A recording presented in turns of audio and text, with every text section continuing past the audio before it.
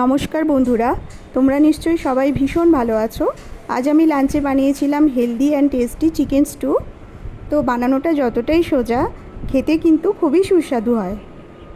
আমি প্রথমে চিকেনটা নিয়ে নুন, হলুদ আর লেবুর রস আর একটু সর্ষের তেল মাখিয়ে ম্যারিনেট করে রেখেছিলাম। এবার কড়াইতে তেল দিয়ে আমি কিছু সবজি কষে নেব। এর মধ্যে রয়েছে আলু, গাজর, ক্যাপসিকাম। পেঁপেটা ছিল না বাড়িতে, পেঁপেটা থাকলেও দিতাম। আর একটু পেঁয়াজ আমি বড় বড় করে কেটে নিয়েছি। সামান্য পরিমাণে একটু নুন আর হলুদ দিয়ে আমি এই সবজিগুলো ভালোভাবে কষে নেব।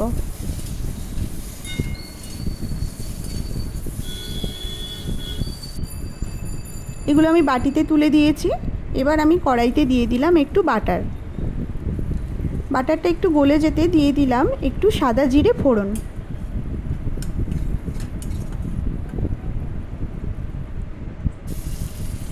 ফোড়নটা একটু লাল হতে দিয়ে দিলাম সামান্য পরিমাণে রসুন বাটা আর সামান্য পরিমাণে আদা বাটা। আদা আর রসুনের কাঁচা গন্ধটা চলে গেলে দিয়ে দিলাম টমেটো কুচি।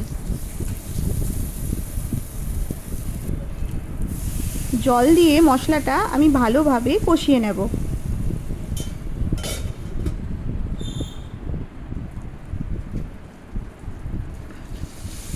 এবার যে মাংসটা আমি ম্যারিনেট করে রেখেছিলাম সেটা আমি মশলার ওপর দিয়ে দিচ্ছি। ঢাকা দিয়ে বেশ কিছুক্ষণ ধরে আমি মাংসটা কষিয়ে নেব।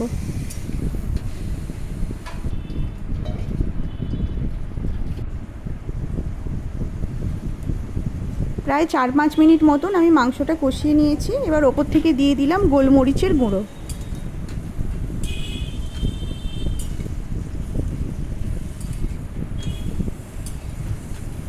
মাংসটার কালারটা যখন হালকা একটু চেঞ্জ হয়ে যাবে, এরপর আমি সবজিগুলো এর ওপরে দিয়ে দেবো।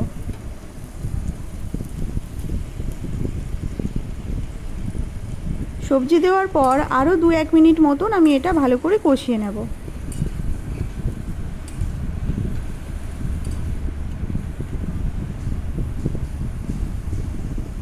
এরপর আমি দিয়ে দিলাম পরিমাণ মতো জল।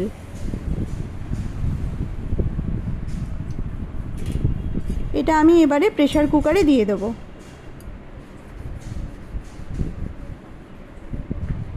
এই যে এটা আমি প্রেসার কুকারে এবার দিয়ে দিচ্ছি। দিয়ে আমি দম তুলে 3টে সিটি দিয়ে নামিয়ে রেখে দেবো। 3টে সিটি দেওয়ার পর আমি ওটা সিটিটা বেরোতে দিয়েছি, বেশ কিছুক্ষণ ভেতরে রেখে দিয়েছিলাম। এবার ওপর থেকে দিয়ে দিলাম গরম মশলার গুঁড়ো। এটা আমি শিলে গুঁড়িয়ে নিয়েছি গোটা গরম মশলাগুলো। এবার আমি এটা একটা বাটির মধ্যে ঢেলে নিয়েছি। তো বন্ধুরা, কেমন লাগলো রেসিপিটি কমেন্ট করে জানাবেন। আর দেখা হবে নতুন কোনো ভিডিওর সাথে। আজকের মতো টাটা।